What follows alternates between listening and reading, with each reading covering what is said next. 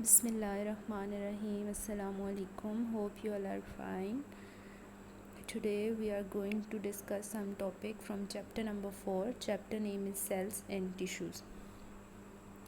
In this chapter we will take a close look at cell and learn about their internal structures.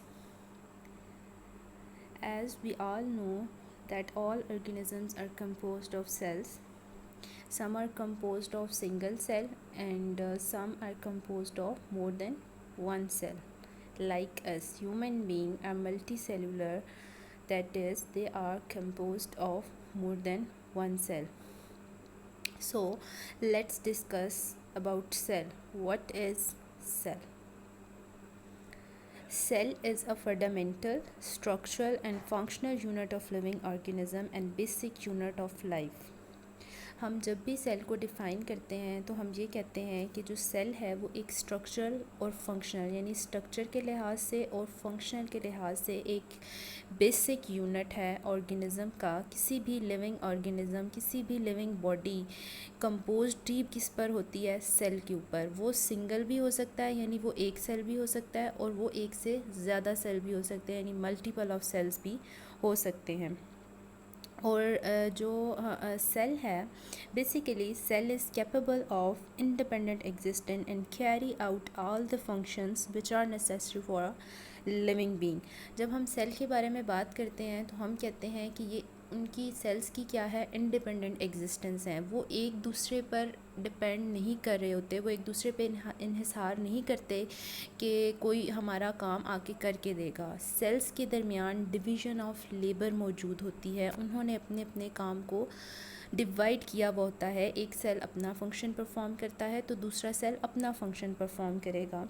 तो इसलिए जो भी living being हैं उनकी जो भी ज़रूरियात हैं उनको कौन पूरा कर रहा है? सेल्स पूरा कर रहे हैं।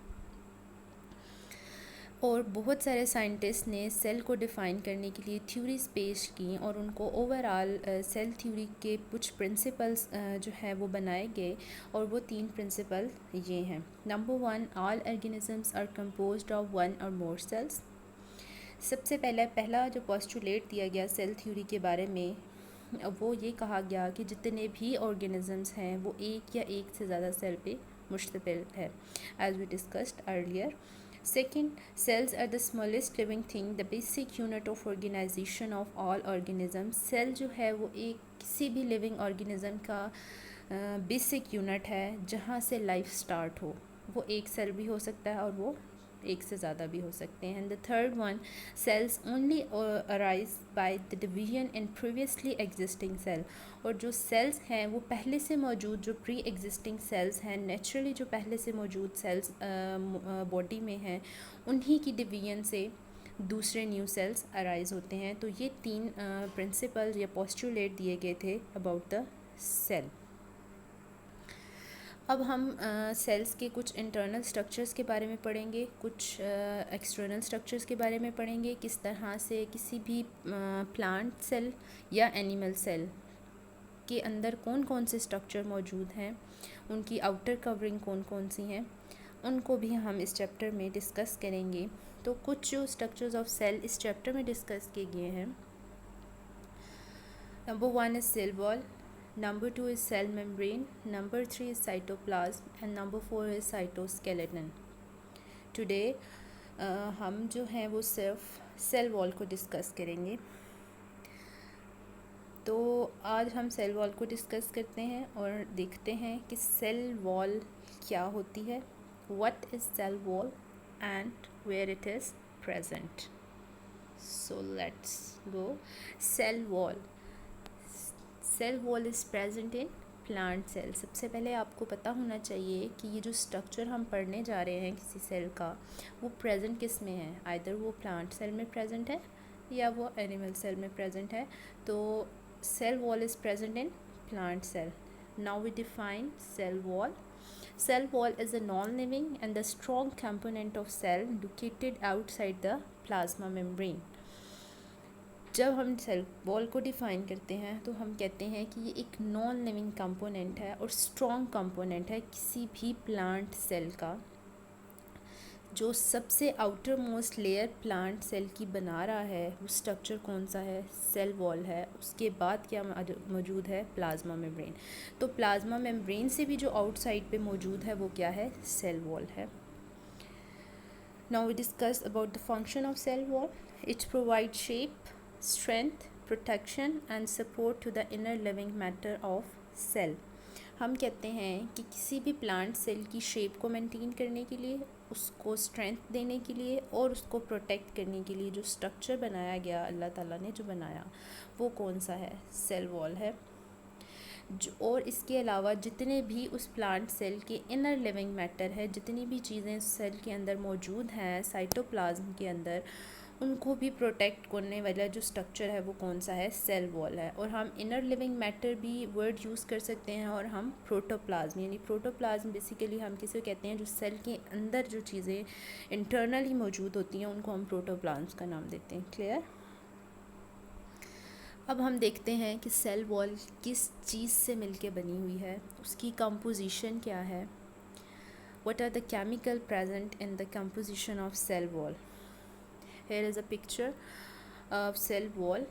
तो आपको कुछ सिलेंड्रिकल स्ट्रक्चर्स नज़र आ रहे हैं स्काई ब्लू कलर में, और उनको मेंशन किया गया है सेल्यूलोज माइक्रोफाइब्रिल। ठीक है, तो ये सबसे पहले सेल्यूलोज माइक्रोफाइब्रिल जो है वो उनको याद रखेंगे कि हमारे पास जो पहली आपने देख लिया कि ये सेल वॉल के जो सिलेंड्रिकल स्ट्रक्चर्स हैं उनको क्या कहा गया है? सेल्यूलोज कहा गया है। तो अब हम पहले देखेंगे कि सेल वॉल की लेयर्स कितनी हैं। तो फर्स्ट ऑफ ऑल हमारे पास आती है प्राइमरी लेयर। प्राइमरी होती है जो फर्स्ट लेयर होती है, ठीक है ना। तो the outer layer of plant cell wall is known as primary wall. ठीक है, जो सबसे पहले सेल वॉल की बाहर वाली लेयर है उसको क्या कहते हैं? प्राइमरी वॉल कहते हैं। और उसके अंदर कौन सा केमिकल मौजूद है? सेल्यूलोज मौजूद है। ये देखें, ये है सेल्यूलोज, जो सिलेंड्रिकल स्ट्रक्चर आपको नज़र आ रहा है और उसको लेबल भी किया गया है सेल्यूलोज। यानी हमें पता चल गया कि जो प्राइमरी वॉल है उसके अंदर केमिकल कौन सा है? सेल्यूलोज। सेकेंड पर हमारे पास जो लेयर आती है सेल वॉल की उसको हम क्या कहते हैं? Secondary wall. It is present on the inner side of primary wall. The outer most layer of cell wall is known as primary wall, and the inner side of primary wall, the layer which is present on the inner side of primary wall is called secondary layer, and it is much thicker, और ये थोड़ी सी मोटी होती है as compare to the primary wall. और इसके अंदर कौन सा केमिकल प्रेजेंट है? लिग्निन। क्या प्रेजेंट है? लिग्निन। और कुछ और केमिकल्स भी प्रेजेंट होते हैं।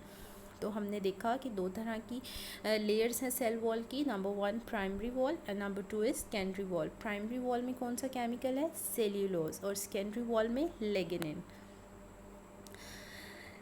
Now we discuss what are plasmodesmata. Plasmodesmata क्या चीज़ है? तो सबसे पहले हम इमेज को देखेंगे, वहाँ से समझेंगे। तो आपको 2 सेल नज़र आ रहे हैं और उनके बीच में आपको एक पार्टीशन नज़र आ रही है जिसको लेबल किया गया है प्लाज्मोडेस्माटा। ग्रीन कलर में जो लेबल किया गया है वो है सेल वॉल। येलो कलर में जो लेबल हुए हुए हैं वो क्या है? साइटोप्लाज्म। साइटोप्लाज्म को इंशाल्लाह हम नेक्स्ट लेक्चर में डिस्कस करेंगे। अभी आपके लिए जानना ज़रूरी है कि प्लाज्मोडेस्माटा क्या होते हैं। तो यहाँ पे देखें तो पोर मौजूद है, एक पार्टीशन सी मौजूद है जिसको हमने प्लाज्मोडेस्मा लेबल किया हुआ है। तो प्लाज्मोडेस्माटा होते क्या हैं? आपने देख लिया कि किस तरह से 2 सेल्स के बीच में पार्टीशन है। तो प्लाज्मोडेस्माटा काम क्या करता है? There are pores in the cell wall of adjacent cells. ठीक है, कुछ जो है वो छोटे छोटे से पोर्स मौजूद होते हैं एडजेसेंट सेल्स में, 2 सेल्स के बीच में, और जहाँ से क्या हुआ हुआ होता है? उनका साइटोप्लाज्म कनेक्टेड हुआ हुआ होता है। यानी कि ये देखें, 2 साइटोप्लाज्म आपस में क्या हो रहे हैं? कनेक्ट हो रहे हैं। यानी कि जो साइटोप्लाज्म के अंदर जो भी चीज़ें मूव करेंगी, 2 सेल्स के साइटोप्लाज्म के अंदर जो चीज़ें मूव करेंगी वो किस पाथवे को यूज़ करेंगी? वो किन छोटे छोटे सुराख से, किन छोटे छोटे पोर्स से गुजर के जाएंगी? उन पोर्स को क्या कहेंगे? प्लाज्मोडेस्माटा। ठीक है, दोबारा से रिपीट करते हैं। There are pores in the cell wall of adjacent cells through which their cytoplasm is connected, and these pores are called plasmodesmata. I hope ये आपको क्लियर हो गया होगा कि प्लाज्मोडेस्माटा क्या होते हैं। Now we discussed about the cell wall of fungi and other protist. कुछ और प्रोटिस्ट और फंजाई की सेल वॉल किस तरह से होती है तो वो हम देखते हैं। तो जो फंजाई की सेल वॉल है, बिकॉज़ जो हमारे पास फंजाई हैं और कुछ जो प्रोटिस्ट हैं उनकी जो सेल वॉल है उनके अंदर सेल्यूलोज मौजूद नहीं होता, ठीक है। उनके अंदर वैरायटी ऑफ केमिकल्स मौजूद हैं। अगर उनकी सेल वॉल में सेल्यूलोज नहीं मौजूद, वो सिलेंड्रिकल स्ट्रक्चर जो हमने पीछे इमेज में देखे वो नहीं है, तो फिर फंजाई की सेल वॉल किससे मिलके बनी हुई है? फंजाई की सेल वॉल में जो केमिकल मौजूद होता है उसे कहा जाता है chitin. Okay, chitin is present in the cell wall of fungi. और जो दूसरे प्रोटिस्ट हैं, प्रोक्रियोट्स हैं, उनकी सेल वॉल जो है वो किससे कंपोज्ड हुई हुई होती है? पेप्टाइडोग्लाइकैन। उनका जो केमिकल है वो कौन सा है? पेप्टाइडोग्लाइकैन। और पेप्टाइडोग्लाइकैन इटसेल्फ किस चीज़ से मिलके बना हुआ है? तो वो दो तरह की चीज़ों से मिलके बना हुआ है, some type of sugars and amino acids. Amino acids की कंपोजिशन भी आपने पढ़ी होगी कि किस चीज़ से मिलके बने होते हैं। तो हमने इसमें ये पढ़ा कि जो फंजाई और प्रोटिस्ट हैं उनकी सेल वॉल में सेल्यूलोज प्रेजेंट नहीं होता, but a variety of chemicals present in the cell wall of fungi and other protist. Chitin is present in the cell wall of fungi and other protists have a cell wall composed of peptidoglycan. And what is peptidoglycan? Peptidoglycan is the complex of amino acids and sugars. आज हमने discuss किया cell wall को। इंशाल्लाह next जो हम internal structure है उसको अगले लेक्चर में डिस्कस करेंगे। Thank you.